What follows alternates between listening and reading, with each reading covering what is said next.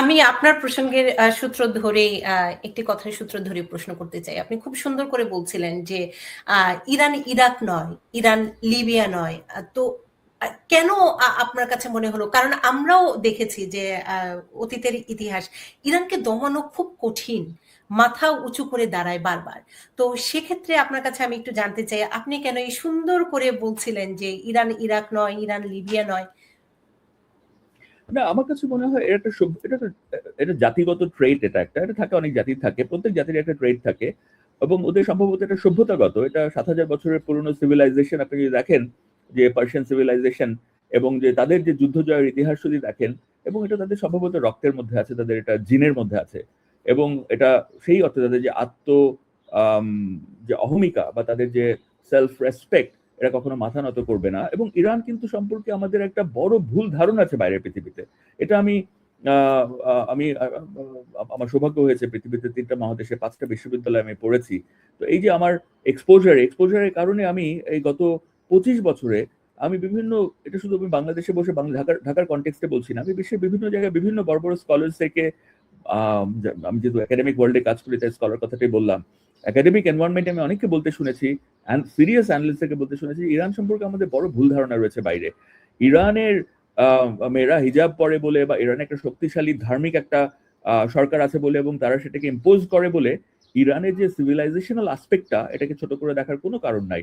ইরানে যদি আপনি অন্য স্ট্যাটিস্টিক্স দেখেন, যে তাদের টেকনোলজিক্যালি স্কিলড পিপল পাওয়ার, যেটাকে আমরা ম্যান পাওয়ার বলি সাধারণত, টেকনোলজিক্যালি স্কিল ম্যান পাওয়ার, এরকম পুরুষ মহিলা সায়েন্টিস্টের সংখ্যা যদি দেখেন, জ্ঞানে বিজ্ঞানে তাদের যদি আপনি অগ্রগতি অর্জন দেখেন, এর খুব কমই কিন্তু আমরা জানতে পারি বাইরের দুনিয়াতে, যেই মিডিয়া থেকে আমরা ইরান সম্পর্কে জানি।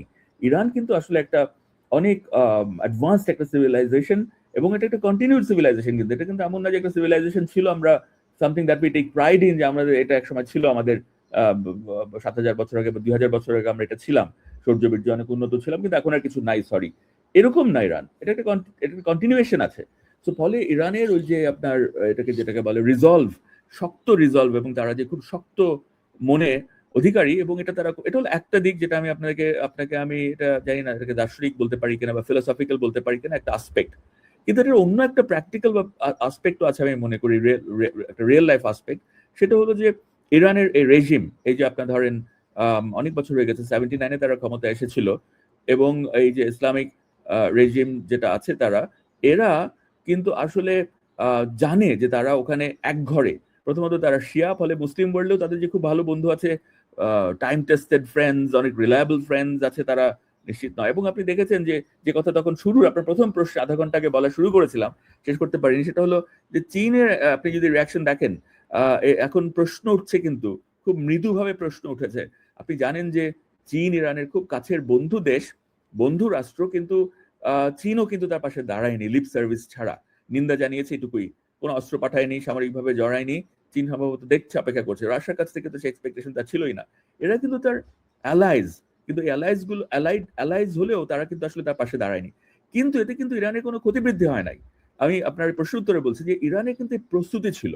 এই যে ইসলামিক রিপাবলিক অফ ইরান, সে কিন্তু জানে যে শুধু যে তার অঞ্চলে মুসলিম বিশ্বের মধ্যে থেকেও যে সে শুধুমাত্র বন্ধুহীন তা নয়, সে যে আসলে বন্ধুহীন বিশ্ব পরিসরেও, সেটাও সে জানে।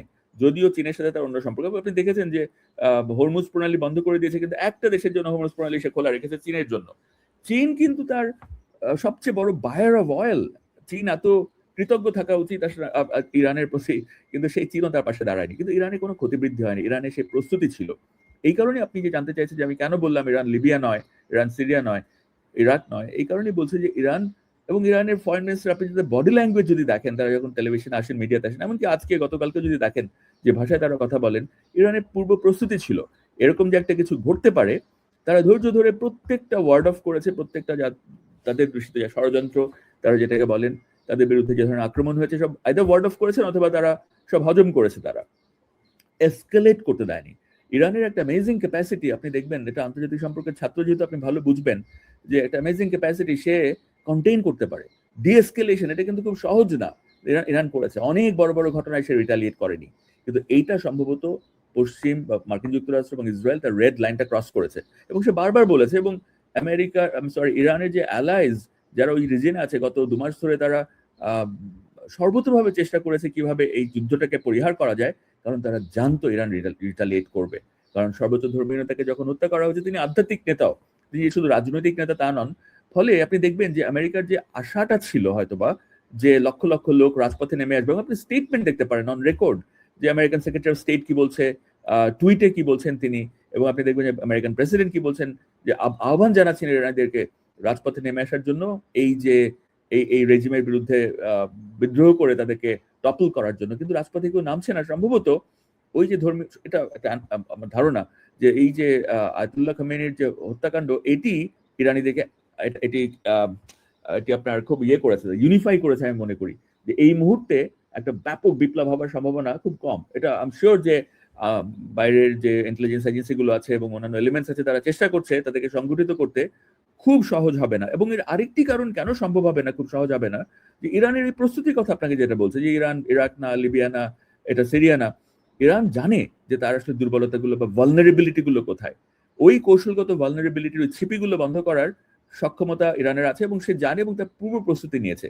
কাজে আমি মনে করি, ধারণা আমার, আমি জানি না আগামীকাল কি ঘটবে, বলা খুব মুশকিল, বিকজ এটা একটা চলমান এবং ঘটমান একটা প্রক্রিয়া। আমার কাছে মনে হয় যে ইরান এই দফায় এই রেজিম টিকেও যেতে পারে। তবে এবং এটাও একটা কারণ কিন্তু যে কেন যুদ্ধ দীর্ঘস্থায়ী হতে পারে, যদি রেজিম টিকে যায়, এটা কিন্তু আমেরিকার ফেস সেভিং যে উইথড্রল, এটার সম্ভাবনাকে রহিত করবে। কারণ আমেরিকা যদি এখন ডিক্লেয়ার করা যে মিশন অ্যাকমপ্লিশ, ট্রাম্প যদি এটা বলেন, এবং এখান থেকে আন্তর্জাতিক চাপেই হোক বা অন্য বাস্তবতার কারণেই হোক যে এখান থেকে উইথড্র করতে হয়, যুদ্ধ থামিয়ে দিতে হয়, তাহলে কিন্তু রেজিম চেঞ্জ হলো না। এটা একটা ঘোষিত ধরেন একটা অবজেক্টিভ ছিল, আরো অনেক অবজেক্টিভ ছিল সে বলেছে, যেগুলো ঘন ঘন বদলেছে, আমরা দেখেছি মিডিয়াতে। কিন্তু তারপরে ধরেন রেজিম চেঞ্জ যদি না হয়, তাহলে তো কিছুই বাস্তবতা বদলানো না।